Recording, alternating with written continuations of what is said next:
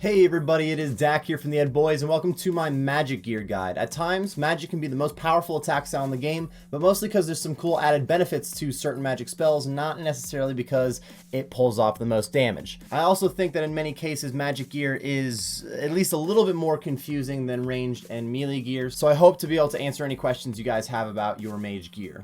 In this video, I'm going to start with a discussion on how Magic works, including Magic spells, splashing, Magic accuracy, and Magic strength. Then I'm going to hit up Magic Weapons, which there are a lot of, and afterwards Magic Armour. If at any point after a section of the guide you still have some questions, be sure to leave them in the comments section below.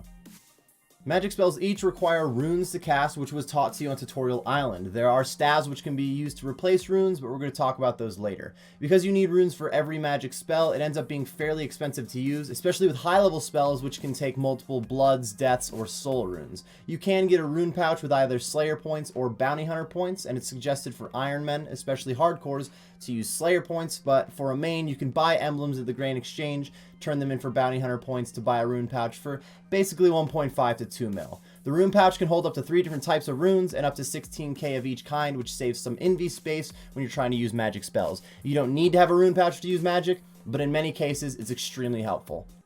There are a lot of different spells to use, especially with 4 different spell books in the game. Some spells can cause damage, while some have other offensive effects like freezing an opponent or lowering their stats a bit. Some spells can do both though, like blood spells for instance from the ancient spellbook can heal you and they do damage. There are even non-combat spells like teleports or the entire lunar spellbook, which has interesting things like stringing flax or baking pies. To see what a spell does and what runes it takes, you just need to hover over it in the spellbook to get a small description of the spell. For more specific information on any spells, you can check the old school wiki, which should be linked in the description. Now let's talk about actually using a spell. First, we'll talk about magic accuracy. When you open up your equipment bonuses, your attack bonuses are going to show your accuracy stats. So when you look down at your magic boost, this shows your magic accuracy. Very simply, the higher your magic accuracy and the lower your opponent's magic defense, the more likely you are to deal some damage. Or if it's not a damage dealing spell, if it's just to maybe lower some stats, the more likely you are to actually lower their stats. Your magic level also affects your magic accuracy, obviously. With low magic accuracy, you are very likely to splash. Splashing is basically hitting a 0, but also any other effects of your magic attack that normally would have happened won't work. Splashing is a mechanic used for magic training that I go a little bit more in depth in my 1 to 99 magic guide. With a negative 65 or lower magic bonus, you're guaranteed to splash on every attack you use, which is normally achieved by wearing melee gear such as this setup here. For the most part, splashing is a bad thing, obviously. Like if you're going back to those blood spells, if you splash one of them, you don't do any damage and it won't heal you at all, which is just a waste of runes. Magic accuracy often ends up not being super important because in most cases where you use magic, it's mainly because whatever monster you're fighting has 0 magic defense, which basically gives you all the magic accuracy you're going to need, especially if you're using a good staff to cast your spells. This doesn't mean that magic accuracy is useless in any way, but against monsters like the Kraken or the Barrows Brothers or even Zulrah in some cases, it's more important to have higher magic strength than it is to focus on accuracy, which leads us into the next topic. But first, you should know that when you're using a non-combat spell, like those lunar spells for instance, you don't have a chance to splash. You just use the spell. So whatever your magic accuracy is, like if you go to teleport somewhere, you can't splash that, you'll always teleport.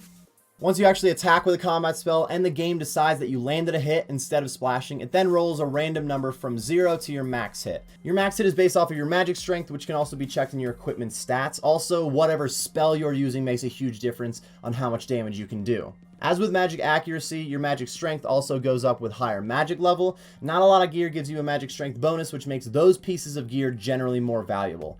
Even with magic strength, you don't hit as high with mage as you do with range and melee generally, but that doesn't make magic useless, especially with the before mentioned monsters that have terrible magic defense. That's about as complicated as mage accuracy and strength gets, but of course if you still have any questions about magic spells and whatnot, leave those in the comments section below. Now let's begin with some magic weapons, which like I said, there are a lot of, so this might be a lengthy section, and that's why I'll kind of be trying to speed through it, but of course I want to get all the information in there too. We'll begin with the staves, and more specifically elemental staves. In general, staves can be used to auto-cast spells. Not every staff can cast every spell, but once you get into other spellbooks, you sometimes need special staves. There's 4 elemental runes: air runes, earth runes, water runes, fire runes. Each of these runes has a basic staff, which when equipped counts as many runes as you need of that type. So if you wanted to use high level alchemy, instead of 1 nature rune and 5 fire runes, you could just use 1 nature rune and wear a staff of fire. You can't autocast non-combat spells, so if you wore an air staff and had mind runes in your inventory, you could then go to the combat tab and set the staff to autocast Wind Strike. This way you only have to click a monster one time to start continuously attacking like you would with any other attack style. These basic staves have no requirements, and they do give a small bit of magic accuracy. Battle staves are an upgraded version of those basic elemental staves, and they do require 30 magic and attack to wield. They still give the same effect for unlimited runes when they're equipped too. They have the same magic stats as regular staves, only giving a boost to melee, which I guess could help if you ran out of runes during a fight, but overall, it's not that helpful. When we get into the battle staves though, we now have staves for combined runes instead of just air, earth, water, and fire. The lava battle staff is pretty cheap, and it counts as both fire runes and earth runes. The mud battle staff is a little pricier, it's still not bad though, and it counts as water and earth runes. The steam battle staff is even more pricey, but it's still under a mil, and it gives fire and water runes. The smoke battle staff is a couple mil, but it does count as fire and air runes. With the mist battle staff, we're back into cheaper options. This one is your water and your air runes. And finally, with the dust battle staff, it's very cheap and it gives earth and air runes. So there is a battle staff for each combination of runes, of 2 different runes at least. So if you had one of these staves and a rune pouch, you could basically have 5 different types of runes to use, only using your 1 inventory space and your weapon slot. You could even go deeper and put actual combined runes like lava runes, smoke runes, and whatnot in your rune pouch. You can have all sorts of different types of runes without taking up that much space. The next elemental staff upgrade is Mystic Staves, which are a little bit disappointing. They require 40 magic and attack to wield, and still give no extra magic bonuses over the regular elemental staves, only another melee boost, which is okay in a pinch. All of the battle staves I mentioned before have a mystic variant of it, but for the most part the Mystic Staves tend to just be sold or alked rather than used. Those are all of the elemental staves, but now we have a bunch of special staffs to go through too. I'm going to start with the Slayer staff. It requires 50 magic and 55 Slayer to equip, and has a slight bit more magic accuracy than just those elemental staves. This staff has to be worn to use the Magic Dart spell, which is kind of like broad bolts for magic, being the only way to fight Turrets and Kuraths with magic. But there are a few spells that the Slayer staff can auto-cast, like that Magic Dart spell and Crumble Undead, and some of the more powerful spells in your standard spellbook. The staff can be upgraded using a Slayer's enchantment on it. It'll enchant the staff for 2,500 charges. The enchanted staff requires 75 magic and 55 Slayer, and now does a lot more damage as long as you're using Magic Dart on a monster that you currently have as a Slayer task. The Slayer staff's not used extremely often, but it is pretty cheap and probably gets the most use with Crumble Undead during the Vorkath fight or some Slayer assignments. Ivan's staff is a reward from the Underground Pass quest and is required to use Ivan's Blast. Ivan's Blast is a powerful magic spell, especially for only requiring 50 magic. Originally, the staff only has 120 charges, and it uses 1 charge per attack, or 2 if you're using it in PvP. With 120 charges, you're not going to last very long, so you should upgrade the staff at the Dark Wizard right outside of the Underground Pass. Now it can hold up to 2,500 charges, and if you want to refill the staff, you can do it for free in the well very deep in the pass, or you can pay that Dark Wizard another 250k and he'll fully charge it. Upgrading the staff in the first place costs 200k. For regular PvM, Ivan's Blast is commonly used until 75 plus magic. It only requires 1 death rune and 5 fire runes as long as you have the staff, which isn't too expensive, and again it's pretty strong for such a low requirement. So this is a pretty commonly used staff for actual combat stuff, PvM wise, for mid-level magic users.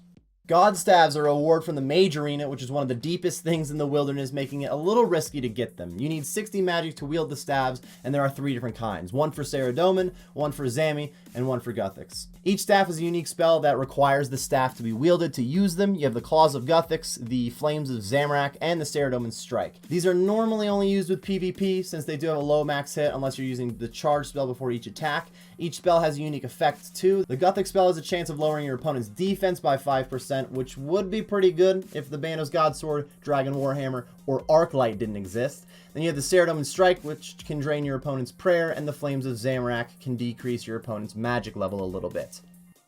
Next, we have the Ancient Staff, which is mostly used for the Ancient Spellbook, believe it or not. It requires 50 attack and 50 magic to wield, and you need to do Desert Treasure to use the staff and to unlock the Ancient Spellbook. The Ancient Staff has a solid accuracy bonus compared to Elemental Staves, and it's more accurate than the Slayer Staff. It can be used to autocast from your normal spellbook too, but it's also the cheapest staff that can autocast from the Ancient Spellbook, which is what it is mostly used for. The Lunar Staff is a reward from Lunar Diplomacy, along with the Lunar Spellbook. Lunar Staff requires 65 mage to wield, and it can replace your Drahman Staff when using Fairy Rings. It has a bit more accuracy than the Slayer staff, but it's worse than the Ancient staff overall, so it really isn't used other than replacing your Draman staff. The Aram staff actually used to be a two-handed staff, which was an interesting mechanic, but made it far less useful, so they did change that for us. It requires 70 magic and attack to wield, and if you're wearing full Arams, then it has a chance to lower your opponent's strength level when it's used, but that's not very useful overall. The staff does have a 5% magic damage bonus, which is pretty good since not a lot of items give magic strength. The staff is degradable, but it doesn't cost too much to repair like all other Barrow's armor. As far as I know, this staff isn't used that often, though right at 70 magic it is a powerful choice, and it's not a bad option necessarily, there just are better staves out there. Now we have the Staff of the Dead, which requires 75 attack and 75 magic to wield, and it's extremely powerful with a 15% boost to magic damage. There's also a 1 in 8 chance that when you use any combat spell, it won't use any runes on that spell, which saves you a lot of money in the long run. Interestingly, the staff has a crazy strength and slash bonus, making it a pretty powerful melee weapon too in a pinch. It also has a special attack which cuts melee damage from your opponent in half for a full minute, though I can't say that is used extremely often. You can attach a magic fang to the staff and make it a toxic Staff of the Dead, which does require 59 crafting and a chisel, though it is a tradable item too, so you could just buy the toxic one. The toxic Staff of the Dead has more magic accuracy and can inflict venom, though now you have to charge it with Zulrah's scales, making it a little more expensive to use.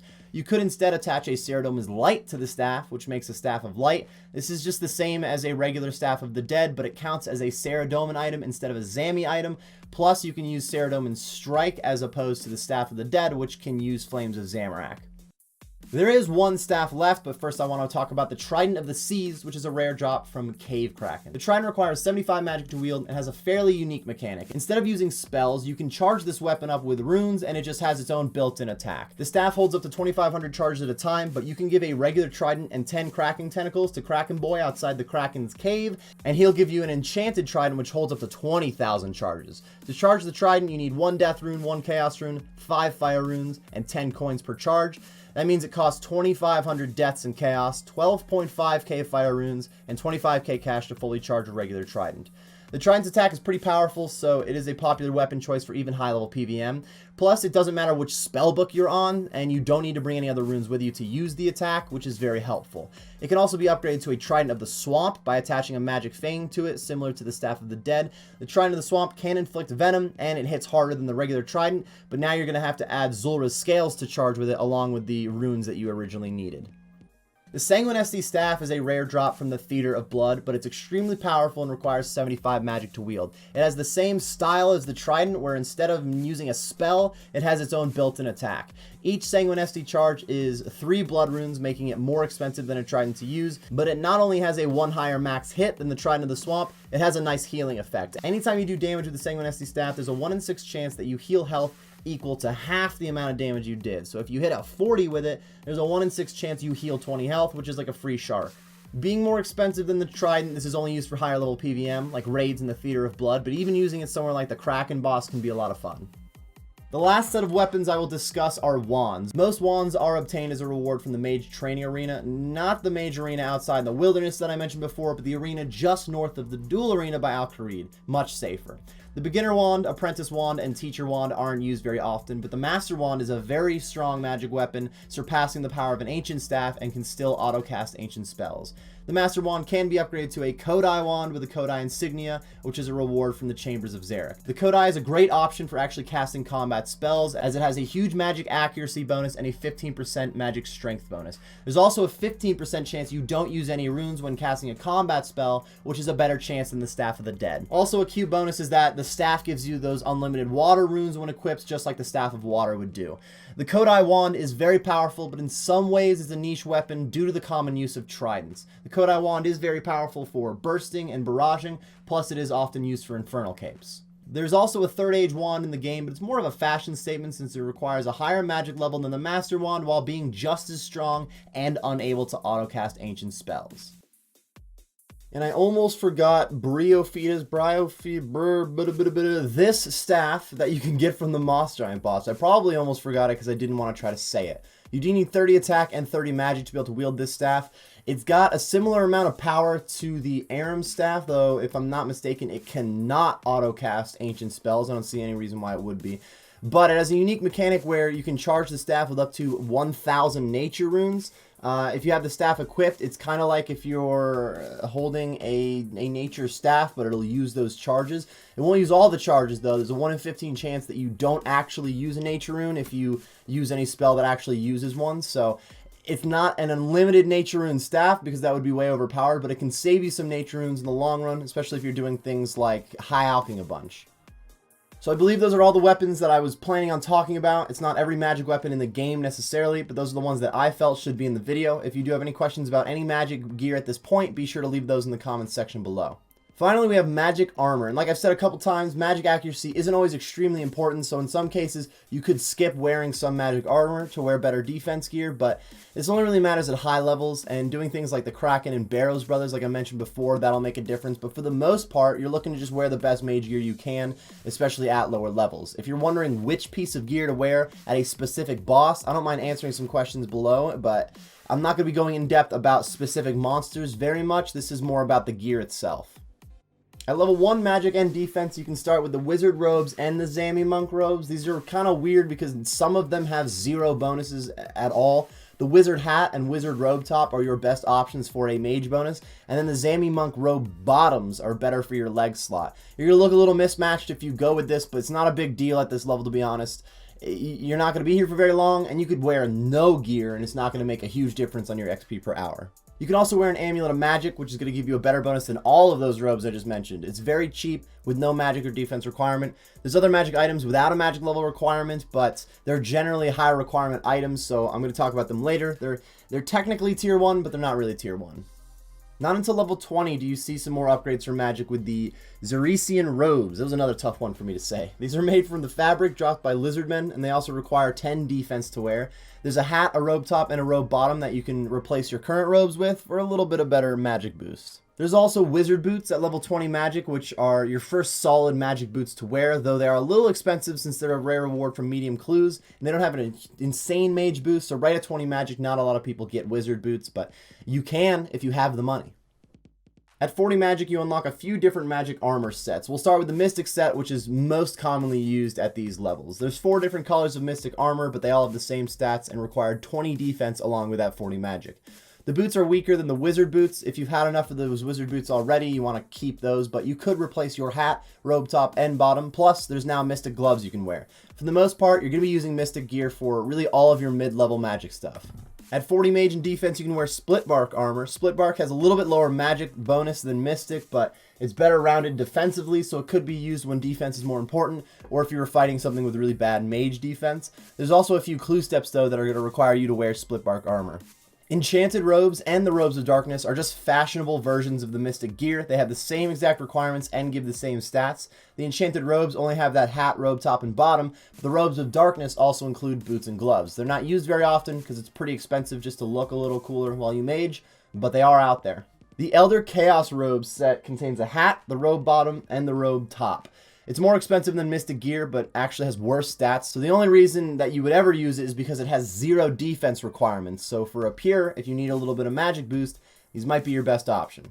At 42 magic and defense, you can wear the Void Mage Helm. Void Armor is a reward from the Pest Control minigame. With the Void Gloves, top, bottom, and the Mage Helm, you get a 45% boost in magic accuracy, and if you're wearing Elite Void Armor, you get a 2.5% boost in magic damage, along with a prayer bonus. Void Gear was nerfed a while back, and with gear like Ancestral in the game, it's not as common of a choice, but it's still nice for fast switches, especially if you're using a bunch of different attack styles, like bringing a Void Range and a Void Mage Helm. You could switch over very easily while fighting Zulrah, for example. At 50 magic, you unlock the Infinity Robes, which are a reward from the Mage Training Arena, same as the wands that we talked about in the weapons section.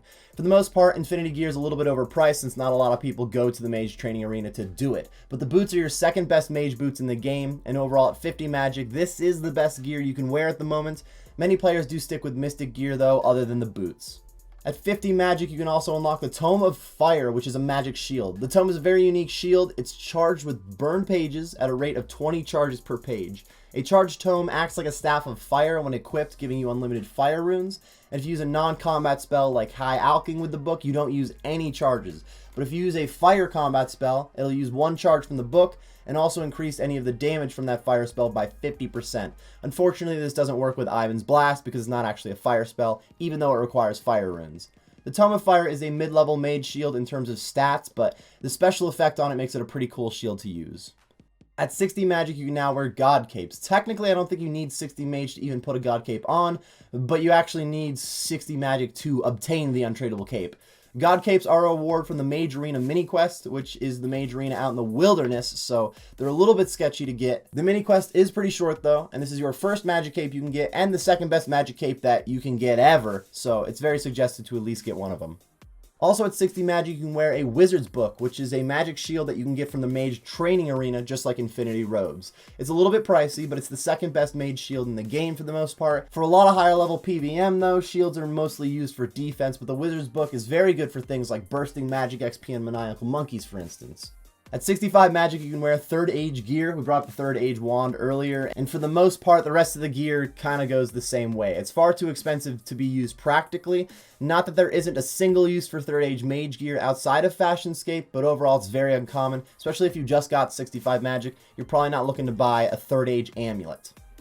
Also at 65 magic, you can now wear the Spectral and Arcane Spirit shields, along with 75 defense and 70 prayer. These are both very powerful shields, though they don't have super broad uses. First of all, the Spectral Spirit shield has a solid magic defense bonus, but no magic offense bonus. In fact, it only has defensive boosts. This makes it not necessarily a magic shield, though it does have that magic requirement, and really the main reason the shield is ever used is because it cuts the prayer drain from Cerberus' special attack in half. The Arcane Spirit Shield instead has a huge magic accuracy boost, in fact the best that you can get from a shield. For a lot of high level bossing, it tends to be better to find a shield for defensive matters like I said before, but this shield can help with anything mentioned before on the Wizard's Book and sees a little more action in places like the Chambers of Zarek on Olm's Mage Hand.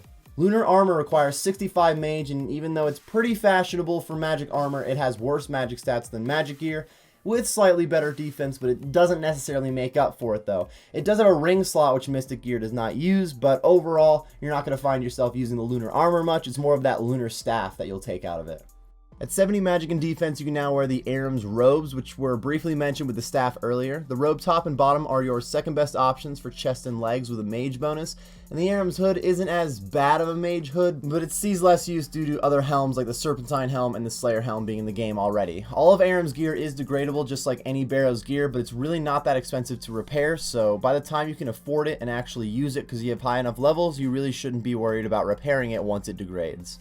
Also at 70 magic, you can wear an Occult Necklace, which is the best magic amulet in the game. It doesn't necessarily have the highest magic boost, but it's the second best for accuracy, and it gives a 10% boost in magic damage with a little bit of prayer bonus. Like I've said, and I'll probably end up saying again, anything that gives you that bit of magic damage boost is very, very valuable. The Ancient Wyvern shield requires 70 magic and 75 defense to wear. It has a magic boost similar to the Wizard's Book and also gives fire protection from dragons. This shield, being as expensive as it is, makes it not really used over the Wizard's Book very often unless you happen to be fighting dragons or you just need a tankier shield for magic in general.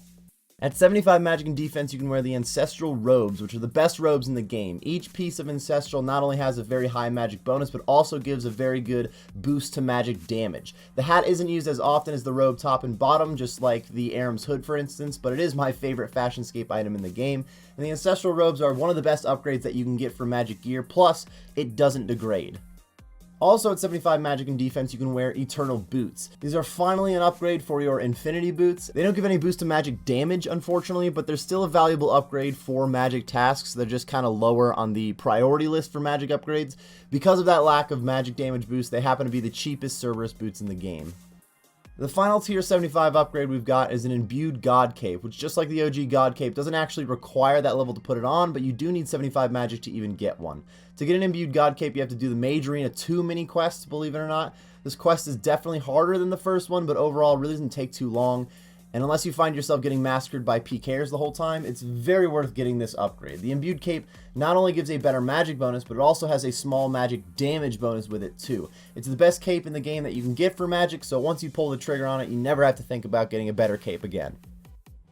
Let's go ahead and head back to some of those items with a 1 magic requirement, but have some other parameters making them not really tier 1 gear. First we have the Seer's Ring and the Brimstone Ring, which both give magic bonuses and have no level requirements to wear. The Seer's Ring is much cheaper and can be imbued to have a higher magic bonus than the Brimstone Ring, but the Brimstone gives some defensive bonuses too and also has a passive effect where each time you use a magic spell you have a chance of ignoring some of your opponent's magic defense. The Brimstone Ring also gives you a lot of stats and other things other than magic, which can make it very helpful, but if you're just going for magic bonus, the Seer's Ring is a better option.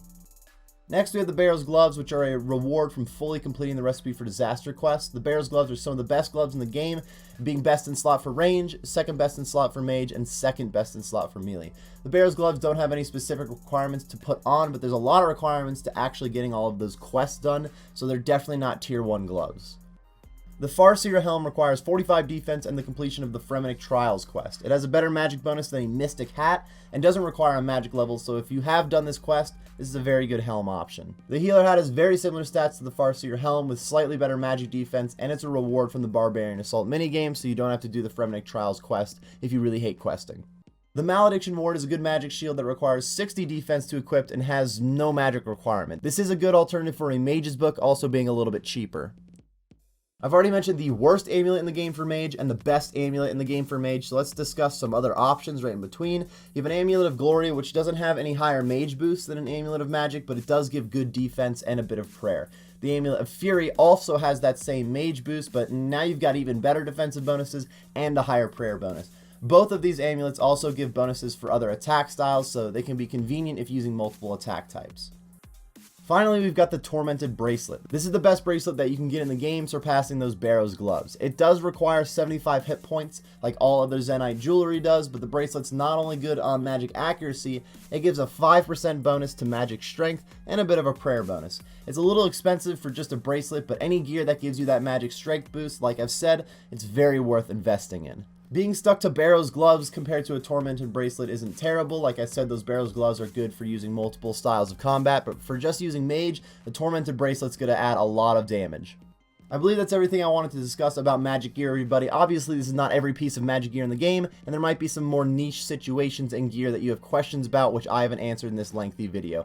Be sure to leave any of those questions in the comment section below, and I can get back to you as soon as possible. Thank you very much for watching, everyone. If you enjoyed, or you just got some useful information from the video, be sure to like and subscribe for more content. Thanks again for watching, and best of luck with your grind.